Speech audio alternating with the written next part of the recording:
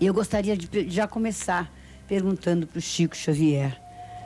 Chico, você é uma criatura que em toda a sua vida não fez outra coisa senão fazer o bem, se dar ao próximo. Nunca houve um momento na sua vida em que você disse assim: estou cansado, vou parar, não quero mais me preocupar com o meu semelhante. Hebe, a sua bondade é imensa.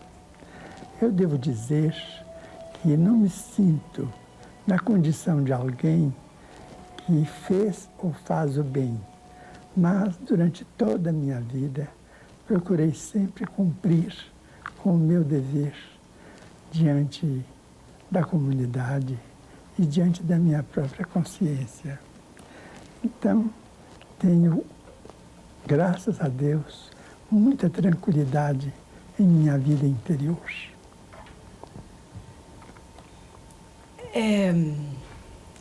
Chico, quais as transformações no mundo desde o nascimento de Jesus?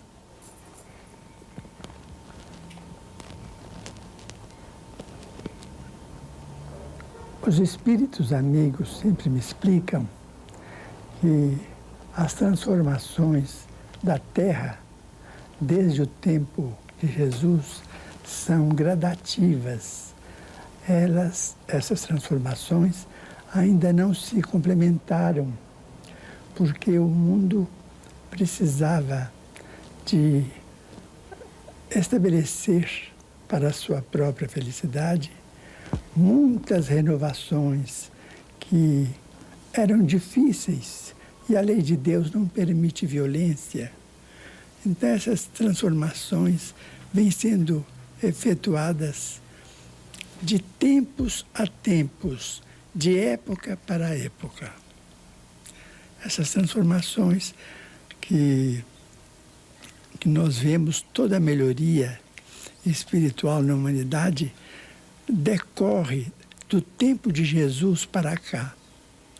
Os hospitais, as penitenciárias, os processos de trabalho, o relacionamento das pessoas umas com as outras, a felicidade na vida doméstica, todas essas transformações nós devemos a Jesus, conquanto muitas vezes, quando estejamos nos ápices da inteligência, nós não queiramos reconhecer. Mas as transformações do tempo de Jesus até nós, elas são imensas, mas exigiriam muito tempo para serem minudenciadas. Eu estava pensando em conseguir esse programa e tenho a certeza de que, tendo você para mostrar e levar a sua mensagem para todos os brasileiros, nós estamos realmente fazendo um bem para a população. E eu vinha perguntando, quando me dirigia até aqui, onde estamos tendo este privilégio de estar ao seu lado, Chico, comentando com um amigo, que eu estava extremamente nervosa e tensa realmente, e que eu não sabia explicar. Era uma emoção, era uma alegria. E ele me explicou que o fato da gente estar ao seu lado é assim como se a gente estivesse em contato com Jesus, porque você tem uma ligação direta com Jesus. Então, a gente estando do seu lado, a gente tem a sensação de que está se contactando com Jesus, e nessa intenção de poder ajudar as pessoas através de você. Então, eu quero até pedir desculpa se essa emoção me toma demasiadamente, mas eu acho que ele tocou exatamente no ponto, porque você é exatamente a conexão exata da Terra com aquele mundo onde estão os nossos entes, não é? Então, eu queria que você passasse isso para os nossos amigos espectadores que nos procuram, aqueles que nos escrevem, que pedem um contato com você. E quando eles querem esse contato com você, é exatamente isso que esse amigo falou. Grande amigo que deu essa imagem que eu buscava e não conseguia. Você sempre e é sempre maravilhosa, porque a sua bondade transparece de todas as suas palavras. Eu não posso ter a presunção de um laço tão íntimo assim com nosso Senhor Jesus Cristo. Eu tenho a fé que o cristão procura e deve cultivar naquele que realmente é a luz dos nossos caminhos. Quando,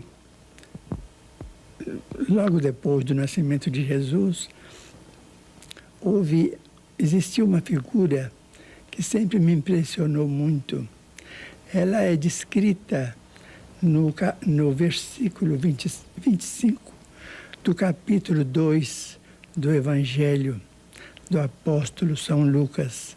É a figura de Simeão, que viveu talvez mais de 80 anos esperando Jesus. Quando ele soube que uma criança tinha sido levada ao templo para ser registrada, ele então foi ao templo verificar, e quando ele contemplou os olhos de Jesus, ele então disse: Senhor,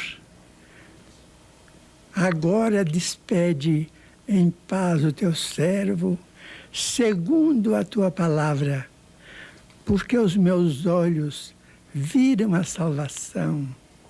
Este homem se chamava Simeão e era um grande varão do tempo apostólico e que passou para a vida espiritual logo depois de fixar os olhos de Jesus. Jesus recém-nascido. Então eu penso que como teriam sido felizes aqueles que realmente viram os olhos de Jesus. Porque, por mais que eu busque no Evangelho alguém que tenha visto diretamente os olhos de nosso Senhor Jesus Cristo, recém-nato, eu não encontro ninguém além do grande Simeão, que já numa velhice muito avançada, contemplou os olhos do menino e disse: Senhor, despede em paz o teu servo, porque os meus olhos já viram a salvação. Eu imagino a beleza e a luminosidade dos olhos de nosso Senhor Jesus Cristo, mesmo recém-nato, iluminando os nossos caminhos, porque o próprio Simeão, na saudação que ele pronunciou, ele disse: eis que ele veio para alumiar os nossos caminhos. E a gente nota que todas as comunidades, todos os grupos sociais que se afastam de Jesus, eles como que entram numa certa perturbação. Parece-nos, mas este verbo não é bem próprio. A gente compreende que sem Jesus a nossa vida não tem significação, a significação exata que deveria ter, e nós nos perdemos, nos tresmalhamos, porque estamos sem aquela bússola que nos indica o caminho. Nós vamos fazer uma pequena interrupção, mas nós voltamos já já com esta entrevista exclusiva de Chico Xavier para todos os brasileiros, agora às vésperas do Natal. Voltamos já já. Porque eu acho que ninguém melhor do que Nair Belo para fazer perguntas para que possa, através do Chico, levar realmente a paz que vocês estão precisando, o conforto, o esclarecimento através de tudo que Chico tem feito através desta vida iluminada que é a vida de Chico Xavier. Minha querida Nair Belo, agora... Bom, para alegrar um pouquinho o ambiente, porque nós estamos chorando aqui desde que começou o programa, que o Chico transmite uma emoção tão grande, como a Hebe falou, que a gente não consegue nem falar.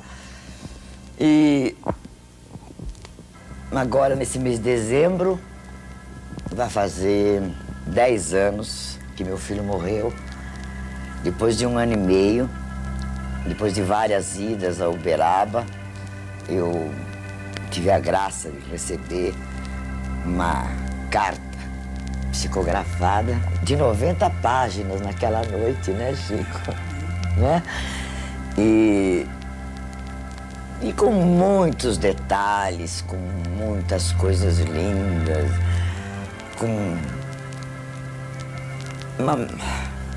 Claro que eu fico comovida, me desculpem, mas para mim foi muito bom. Porque eu aprendi com o Chico Xavier e com a mensagem também que a gente tem mais que tudo na vida ter fé em Deus. Então o Chico, mais do que a mensagem, ele me ensinou isso. Que se você tem família, se você tem outros filhos, você tem que fazer até uma força sobre-humana para superar essa dor que é a perda de um filho, que é para o resto da família não sentir. Então essa força o Chico Xavier me deu. Além da mensagem maravilhosa, com uma frase que só eu sabia, mais ninguém, que nem a família sabia, que eu achei maravilhoso, um papo numa hora de jantar, que o Chico escreveu lá, e aliás nunca comentei com ele, mas é o que eu quero dizer. Antes da mensagem, a força que ele me deu. A força de dizer que eu tenho que acreditar em Deus, que Ele está lá e que nós temos uma família e temos que continuar a cuidar dela. Não é, Chico?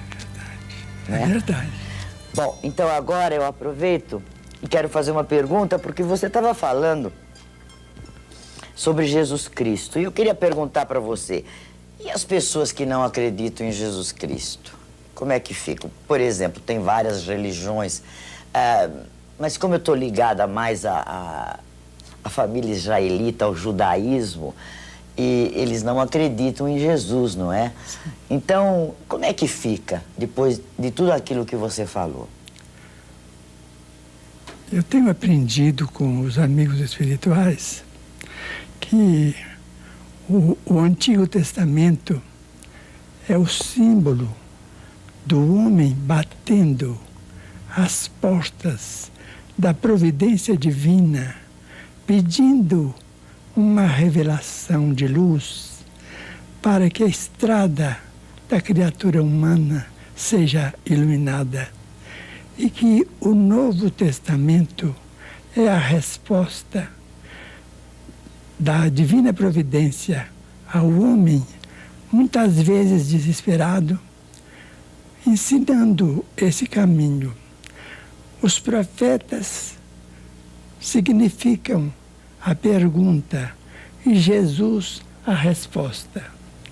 Então, eles me ensinam, esses amigos da espiritualidade, que nós devemos considerar os antigos profetas como nossos antepassados autênticos, aqueles que nos deram bases para que fosse feita a genealogia de nosso Senhor Jesus Cristo aqui na Terra, sabendo nós que Ele é considerado filho de nossa Mãe Santíssima, Maria de Nazaré, da tribo de Davi.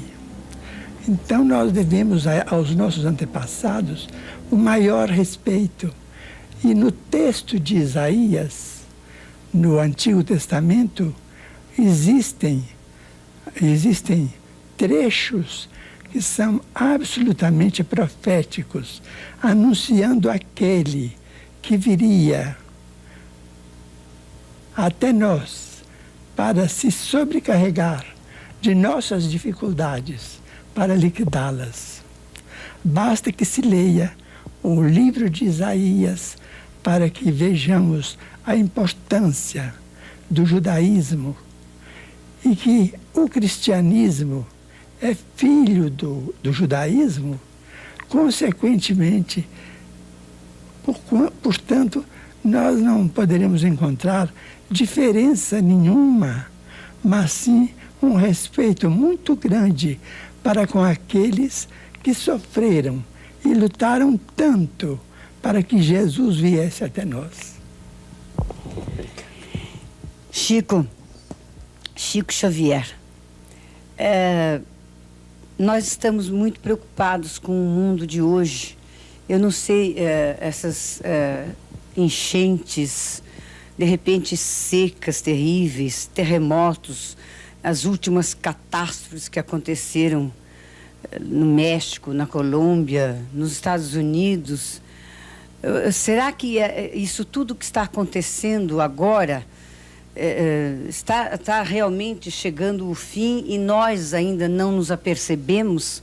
Ou isso é um alerta porque está enfraquecendo a fé que sempre existiu nos povos e, de repente, a falta de fé talvez esteja levando o mundo a essas coisas tão catastróficas que estão acontecendo?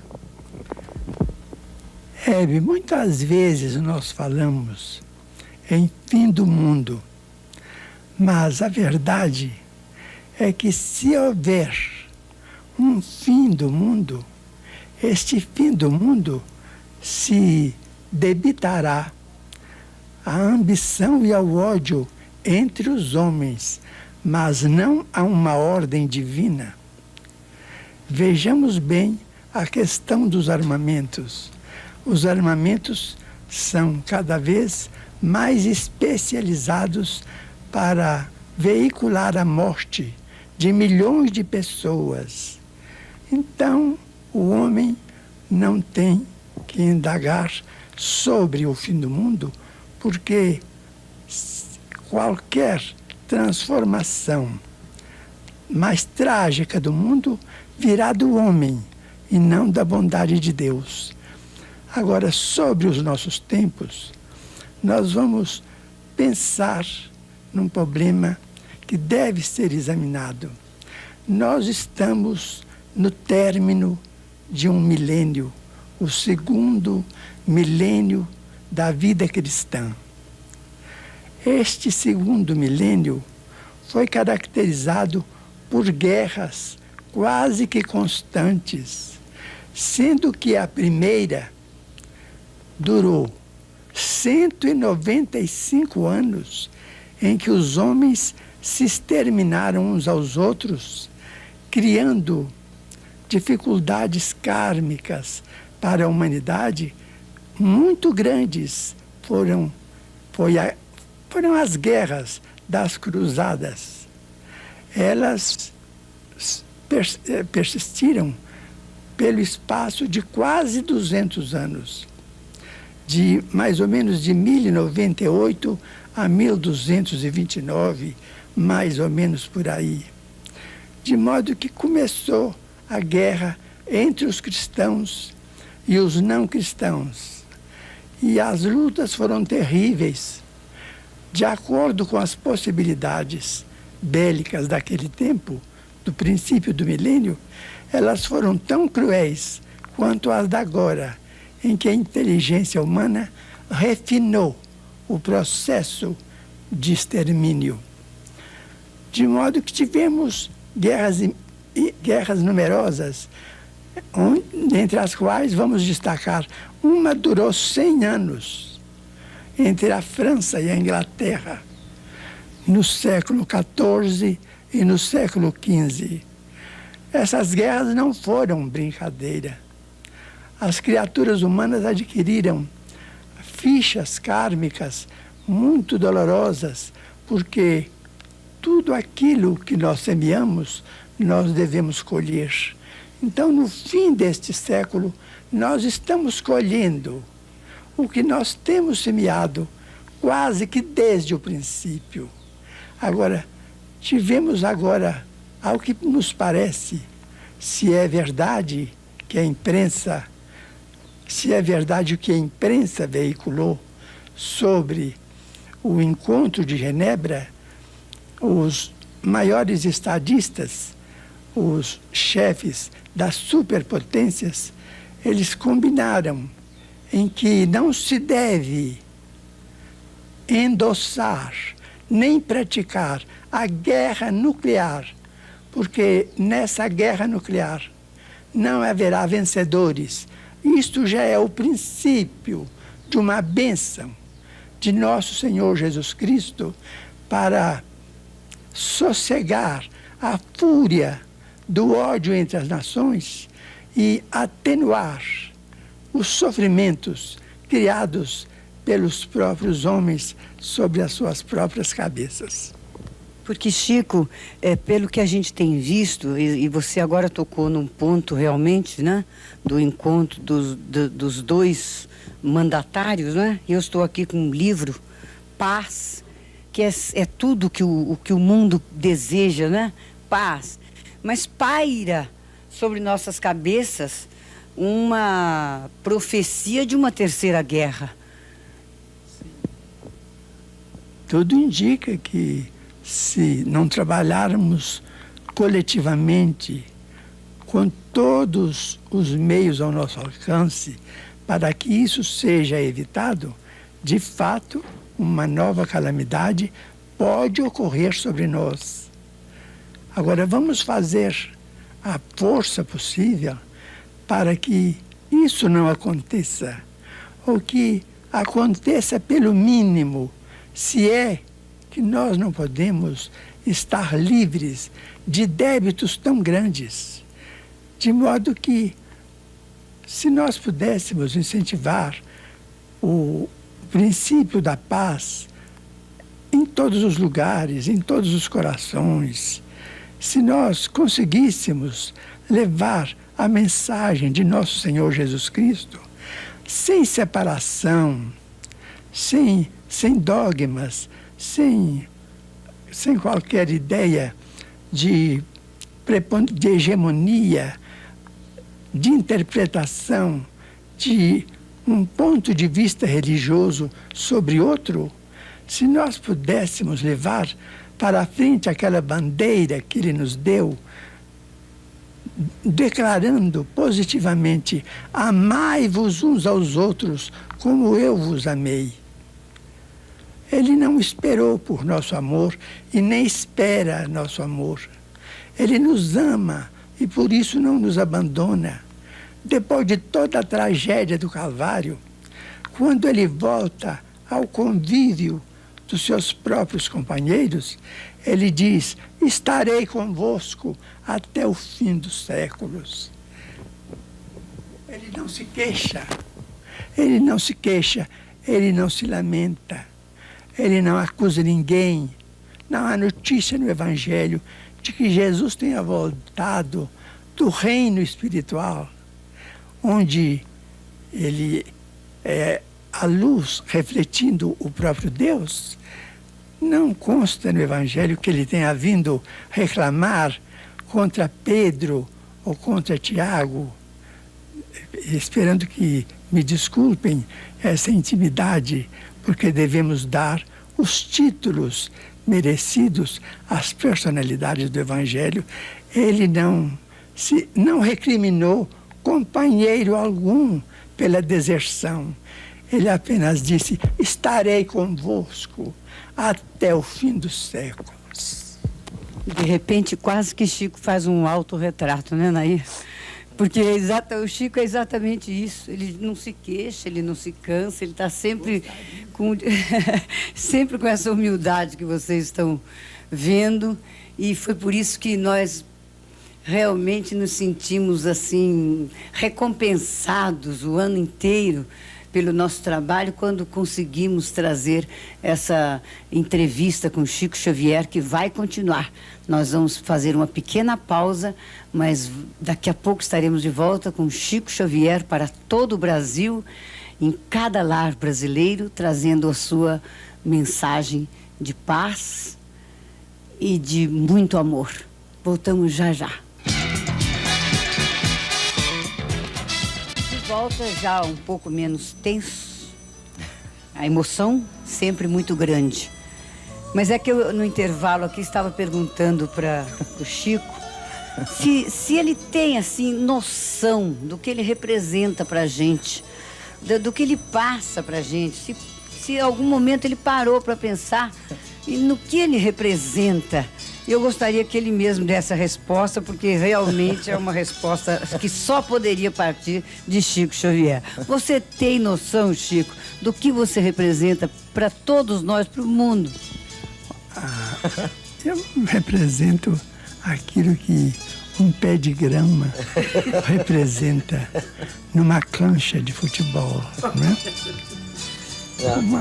Um pé de grama desaparece, outro aparece. Se entrar um animal, naturalmente vai consumir aquela grama, né?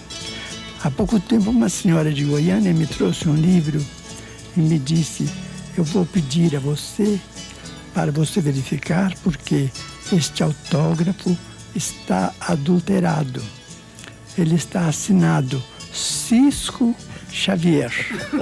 Então eu disse a ela, ela abriu o livro e eu disse: não, senhora, foi eu mesmo que assinei assim, porque eu me sinto como um cisco, ou então como uma lata de cisco. Eu assinei Cisco Xavier. Achei que era mais próprio. O Chico é muito bem-humorado. É que a gente está acostumada a só levar assunto sério, a bater papo sério, mas o Chico gosta de piada. Com alegria, né? Claro, o Chico gosta de piada, ele gosta da risada. Estamos rindo agora de um pé de capim.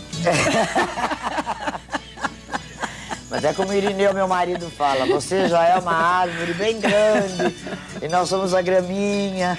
É isso aí. Bom, mas agora eu vou voltar ao assunto sério, Web. Vamos voltar ao assunto sério. Olha, eu acho que, bom, mãe e pai são duas coisas tão especiais no mundo. Os filhos são tão especiais. Eu, por exemplo, acho que para toda mãe, para todo pai, o filho é a coisa mais importante que existe na vida. A gente faz tudo por eles, mesmo que eles não retribuam mais tarde, mas a gente dá tudo. Não faz esperando retribuição. Não faz esperando, dá tudo. Eu contei que eu perdi meu filho de 20 anos, e quantas mães que eu conheci em Uberaba, que também perderam, tinha mãe que tinha perdido 2, 3.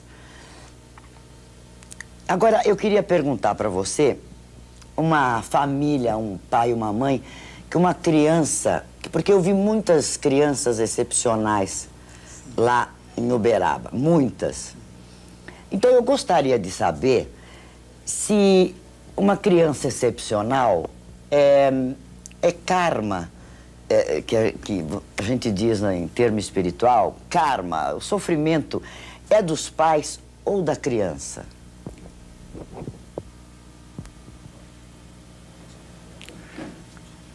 Nair, a criança excepcional sempre me impressionou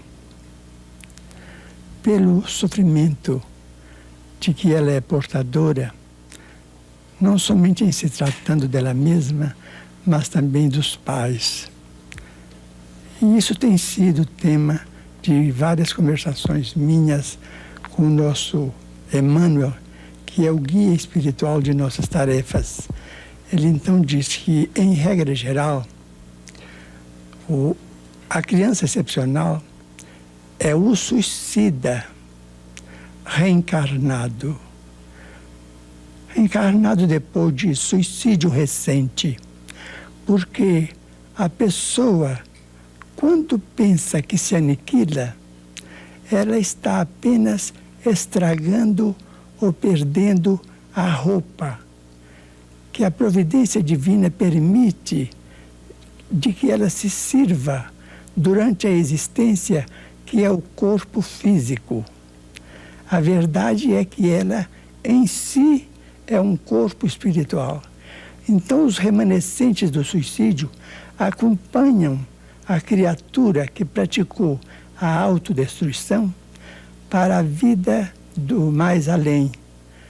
Lá ela se demora algum tempo, amparada por amigos, que toda criatura tem afeições por toda parte, mas volta à Terra com os remanescentes que ela levou daqui mesmo após o suicídio.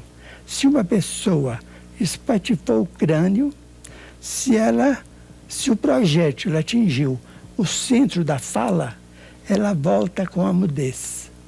Se atingiu apenas o centro da visão, ela volta cega.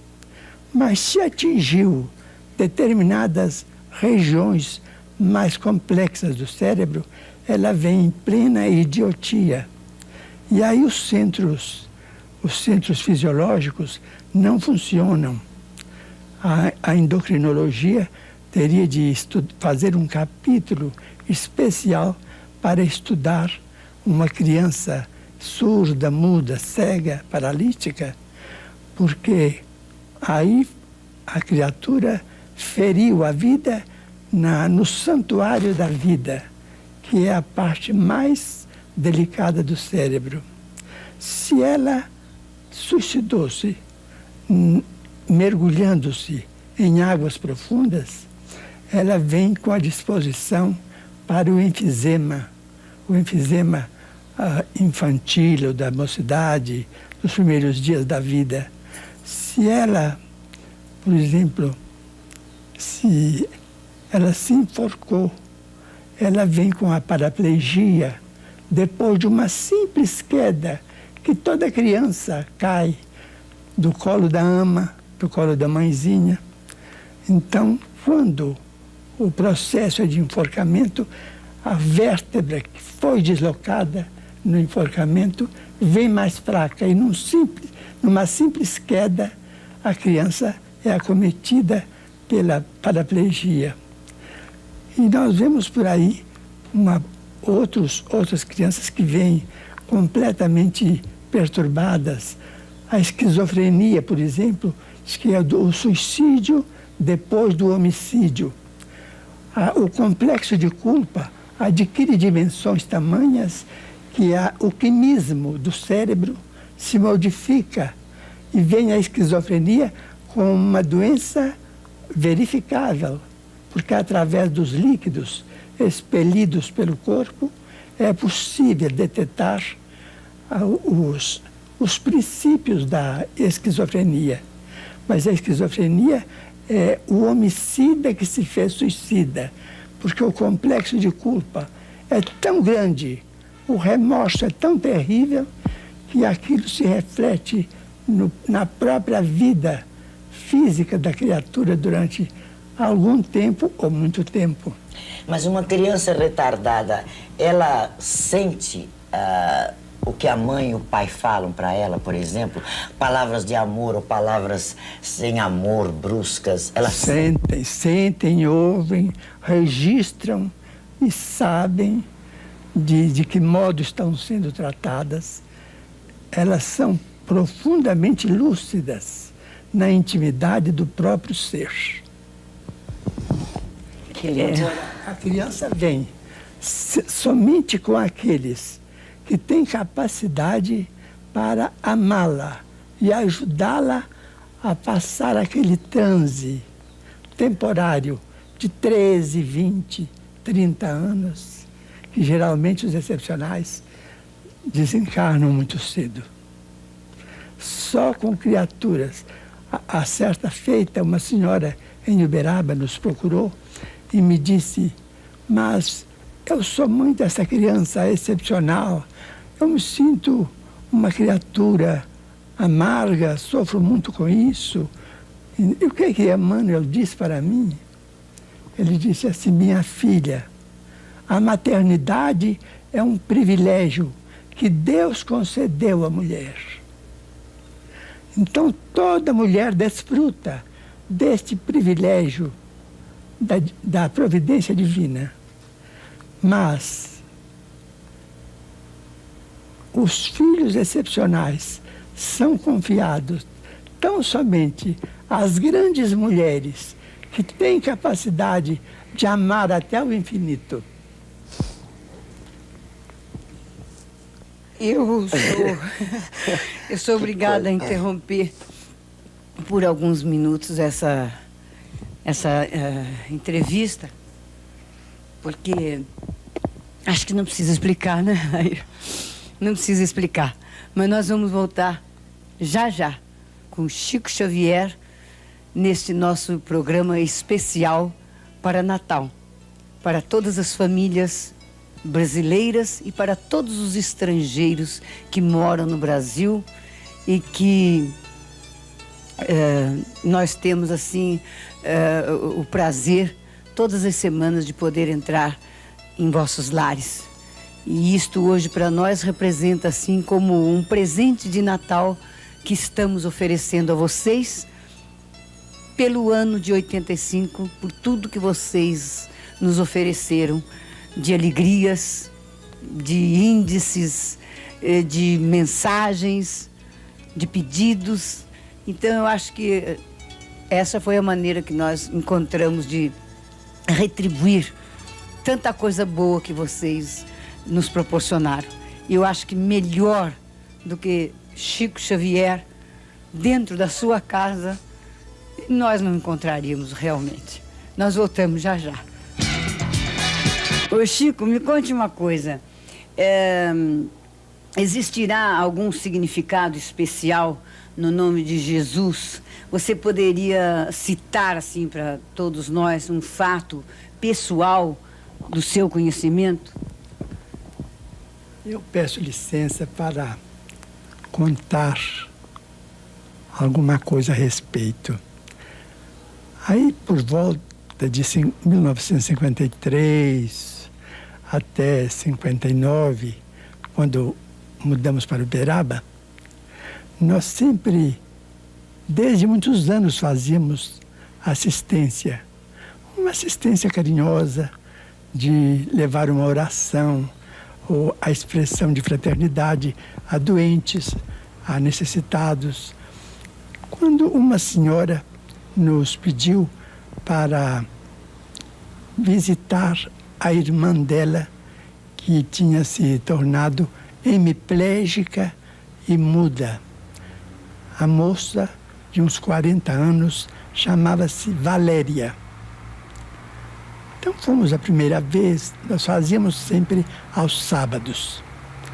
Então íamos visitar Valéria, levávamos um pedaço de bolo, algumas balas, isso que se dá a uma criança, porque a gente não podia fazer mais.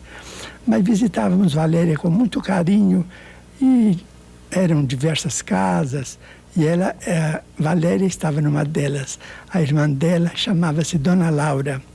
A casa se erguia no lugar onde, em Pedro Leopoldo, se construiu o recinto das exposições pecuárias.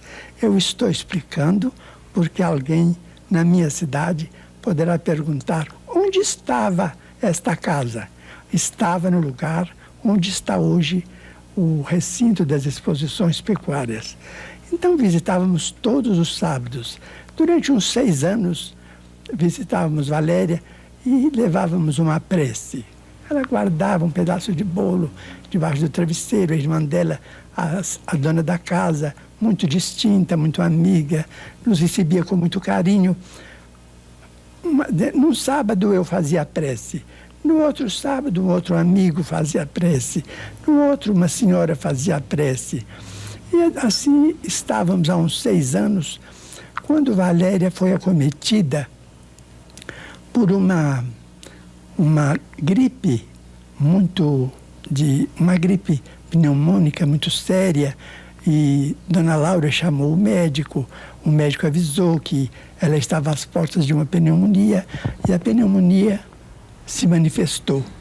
A pneumonia se manifestou e nós chegamos no sábado, ela estava muito abatida, e toda vez que nós íamos, eu falava: Valéria, agora você fala Deus.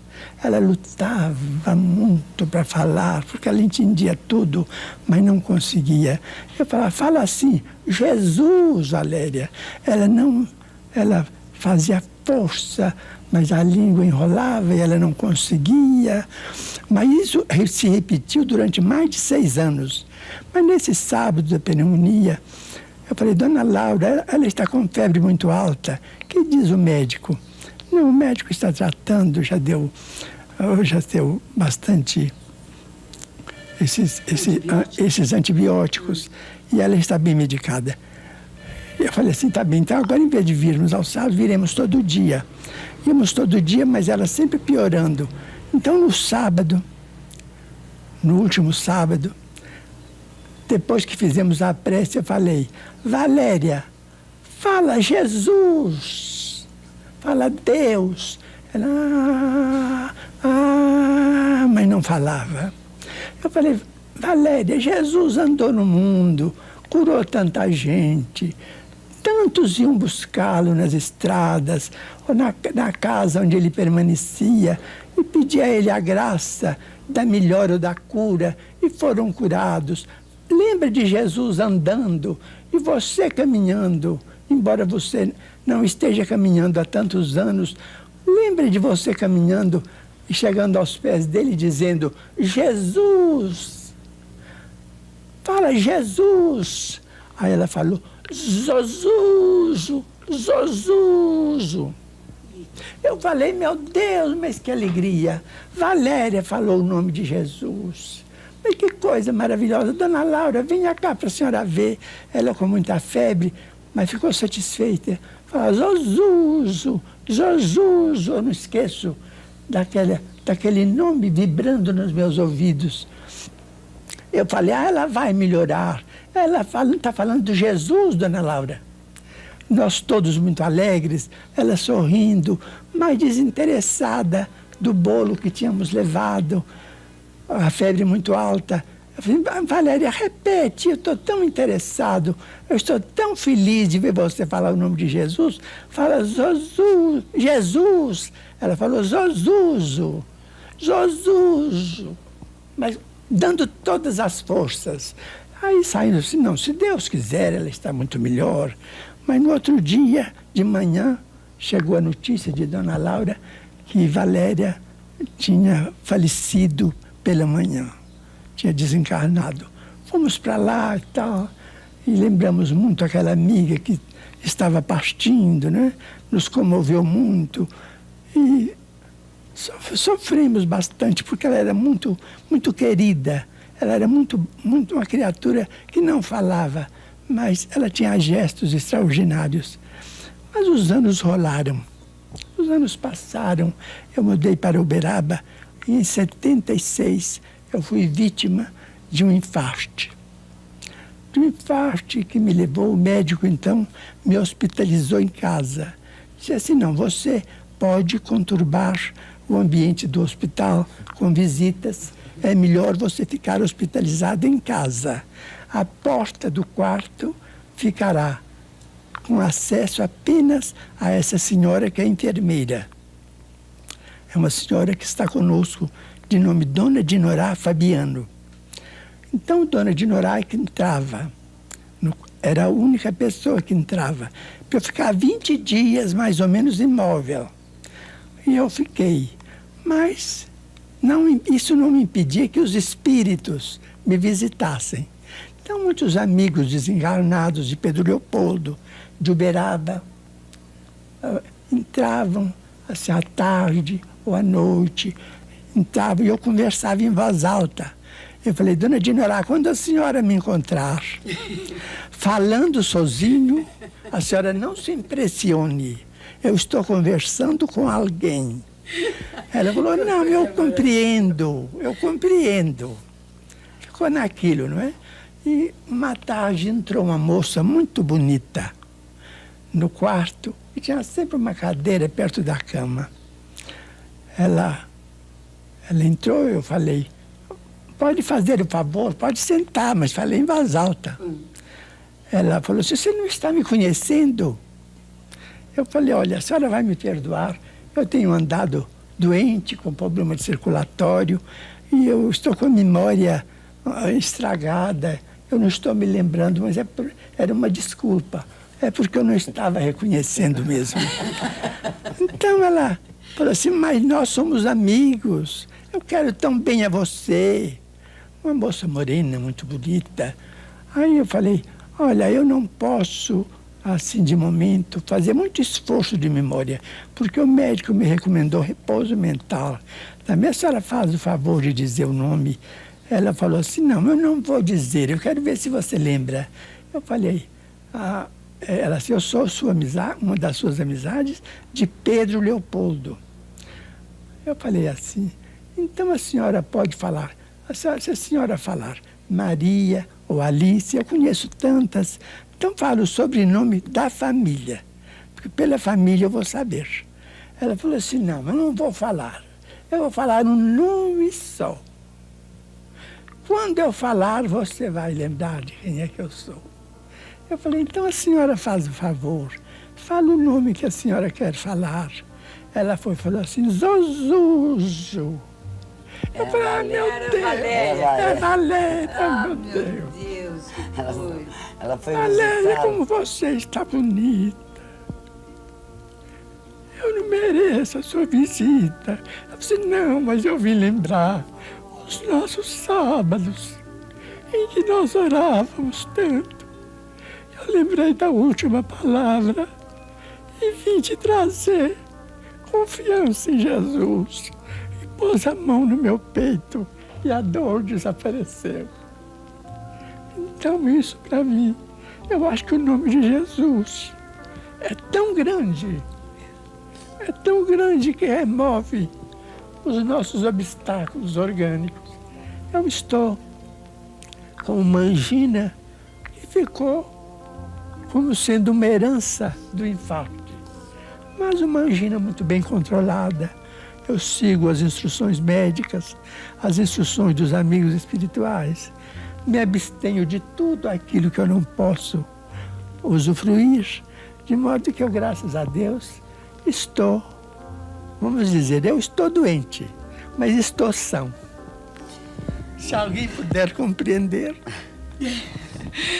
Agora, dá uma paradinha, né? Vocês desculpem, telespectadores, é que é tudo tão bonito, né? É tudo tão verdadeiro, é tudo tão emocional, é que eu vou pedir licença mais uma vez para a gente dar mais uma paradinha, mas nós ainda vamos voltar, porque realmente este é muito especial para todo o Brasil neste mês de dezembro de 1985, nessa entrevista exclusiva com Chico Xavier. Voltamos já já. Numa das respostas do Chico, quando ele mesmo falou sobre o encontro do Reagan e do Gorbachev sobre as guerras, não é? O próprio homem cava, não é, o Chico, as suas próprias guerras. Seria, por exemplo, então, que o próprio homem é que cava também as pestes que estão por aí, o câncer, agora o AIDS e outras tantas que estão alarmando o mundo todo? Há um conceito antigo que assevera: Deus socorre a criatura pela própria criatura. Então vamos pensar. A bondade divina suscitou a inteligência humana para sanar o problema da distância. E o problema da distância foi vencido pelo avião, pelo automóvel, vamos dizer, pelo motor. a misericórdia de Deus inspirou a inteligência humana e o homem venceu uma peste como sendo a varíola através da vacina, e o homem se libertou da febre amarela, da peste bubônica, da varíola e de outras moléstias consideradas quase que irreversíveis ou fatais. O homem sentiu necessidade de mais aproximação uns com os outros, e a bondade de Deus, através da inteligência humana, nos deu a onda artesiana, o rádio, a televisão e todo esse mundo de comunicações em que, dentro de segundos, o que acontece num hemisfério pode ser conhecido no outro lado do planeta.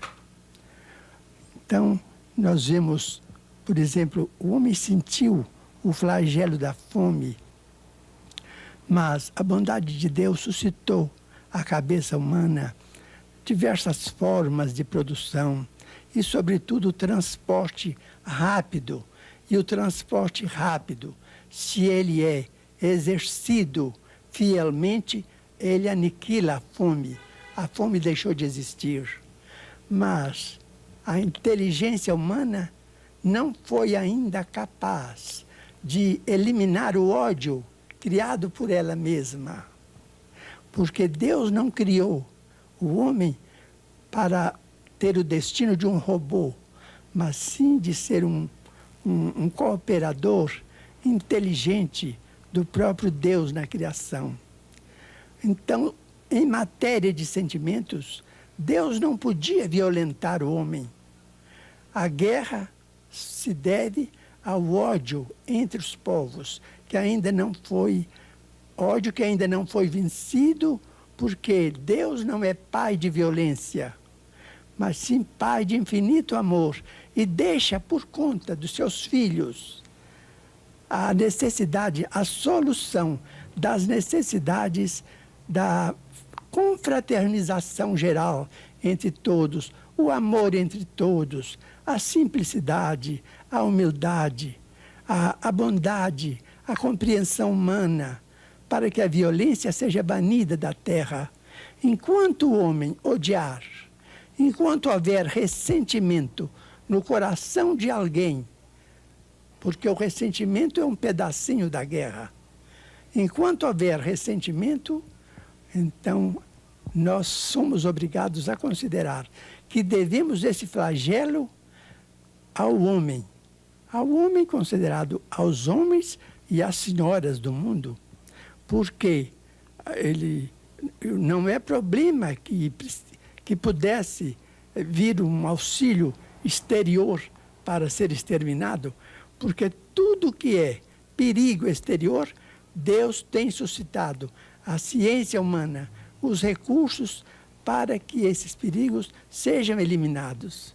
Então, todas essas manifestações dolorosas de guerra, de separação, de violência, isso tudo, nós somos os responsáveis por elas, porque elas nascem do nosso sentimento.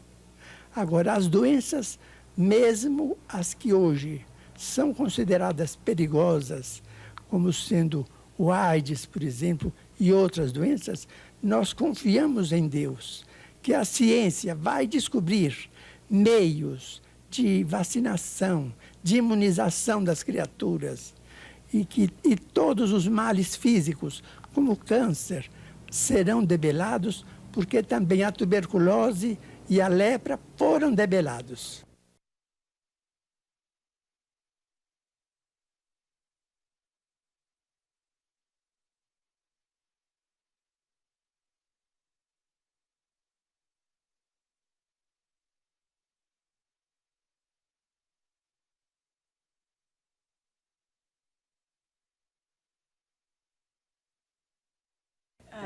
Nair tem uma pergunta que eu acho que é extremamente importante nos dias de hoje. Chico, eu gostaria de saber por que os jovens estão se entregando, os jovens e não jovens, estão se entregando tanto ao tóxico de uma maneira tão desordenada. Eles perderam completamente a noção das coisas. É o tóxico, vamos dizer, é um irmão mais inteligente da nossa cachaça, né? Nós também, através do álcool, através de gerações e gerações, temos perdido muita gente através do álcool. Agora, os espíritos consideram, e nós também acreditamos, que essa fascinação pelo tóxico é a necessidade de amor que a criança e o jovem sente naturalmente no seu próprio desenvolvimento. Chico, desculpe, isso é que eu queria saber. Se você acha que o jovem, digamos, que apela para o tóxico, a gente pode considerar uma pessoa carente. Carente. O jovem que se abandona ao tóxico, habitualmente ele pode estar com mesadas muito grandes, mas está sem o carinho e sem o calor paterno, materno. Isso é muito sério na vida de quem está começando a existir neste mundo. É que muitos pais pensam que carinho e amor é dar mesadas tudo, mesadas grandes. Às vezes a privação do dinheiro e a doação de trabalho digno é que vai construir uma existência feliz. Chico, eu gostaria também, antes de você dar a sua mensagem de Natal para todo este Brasil que nós amamos tanto, que você dissesse como é que a gente pode, por exemplo, ajudar. Eu sei que foi ajudado no caso de um julgamento de uma pessoa que parece que assassinou a mulher e através de uma carta psicografada ele foi absolvido, né? Inocentou o criminoso. E a gente sabe, assim, às vezes, de tantos casos de desencontro entre os casais, não é? De repente, uma desarmonia, e a gente tenta ajudar e não sabe como. Eu queria que você, com a sua palavra, com esse dom que você tem de se contactar com Jesus, se você poderia dar uma palavra para essas pessoas que estão atravessando um momento difícil de convívio conjugal, e essa família que não pode se desagregar. Nós temos um problema a resolver nestes casos de imunização espiritual. A imunização espiritual é sempre feita com a palavra centralizada no bem e com esquecimento de todo o mal. Se nós não falarmos coisa alguma a respeito de algum pequenino erro de alguém, aquilo não segue para diante, porque nós devemos ser estações terminais de toda a fofoca. Porque a fofoca é hoje um instrumento interessante, né? Até engraçado. Mas a fofoca também mata, né? Também. Agora, o caso de Campo Grande, as nossas sessões não são sessões de provocar manifestações. Nós estudamos o Evangelho, comentamos o ensinamento de Cristo e nos colocamos à vontade de algum amigo espiritual que queira se comunicar. A reunião era feita, talvez ali, com umas 400 a 500 pessoas. Algumas do lado de fora, quando essa senhora muito jovem se comunicou para o marido chamado João de Deus. O terceiro sobrenome eu não me lembro. Então falou com ele que se lembrava exatamente do dia em que eles estavam chegando de uma festa e que ele, ao retirar o cinto de que eles se tinham unido, porque eles tinham feito uns 6 quilômetros ou 8 quilômetros de viagem para ir a uma festa de aniversário, não sei, parece que era uma festa de aniversário. E ele, então, temendo a atualidade, os assaltos da atualidade, se muniu de um revólver e pôs no cinto. Então, que ela se lembrava perfeitamente da noite em que eles chegavam, em que ela se sentou na cama e que ele, ao retirar o cinto, o gatilho esbarrou em algum corpo que nem ela nem ele poderiam determinar. E o tiro saiu e veio sobre ela, e que ele era inocente de tudo aquilo. Que ela partiu deste mundo lamentando aquele acidente. E que, como ela sabia que ele estava a vésperas de julgamento, que ela pedia muito a Deus para que os juízes e para que os jurados considerassem a inocência dele, ele que tinha feito um segundo casamento e que era pai de um filho, porque o casamento dele com a comunicante era recente, ela não teve filhos, mas que o lar dele estava formado, ele era agora pai, que ela pedia a misericórdia de Deus que atuasse no cérebro dos juízes e dos jurados, para que ele fosse libertado, para que essa senhora, que era a segunda esposa dele, e o filhinho, a criança, não sofressem privações com a ausência dele, que ele marchasse com a inocência dele para o julgamento, mas que Deus havia de abençoá-lo, que Jesus havia de lembrar dele. Então eu soube, depois não soube de mais nada, senão pelo jornal que os 7 jurados deram absolvição voto a favor dele. A favor. E ele foi liberto. E agora você me lembrou uma coisa que você sempre diz, que as pessoas que estavam lá e que viram, e o Chico sempre diz pra gente, que o telefone não toca daqui para lá. É sempre de lá para cá. Que não adianta a gente querer insistir em querer falar com... Tem que aguardar o chamado, né, Chico? Quando vem espontaneamente, vem de uma maneira que a pessoa sente no coração que ela está recebendo a verdade. É verdade. Eu posso provar isso.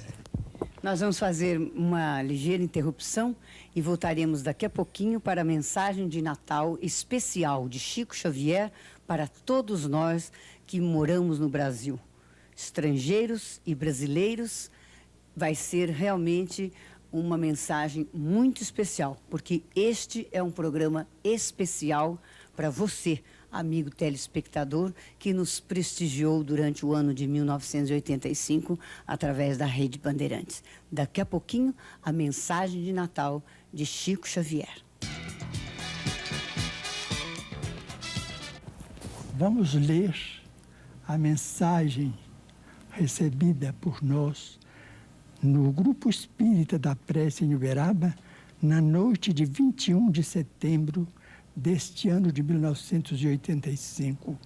A autora é Maria Dolores, que foi uma nossa patrícia, nascida na Bahia, desencarnada igualmente em Salvador há tempos, e é autora da presente mensagem. Mensagem para Jesus.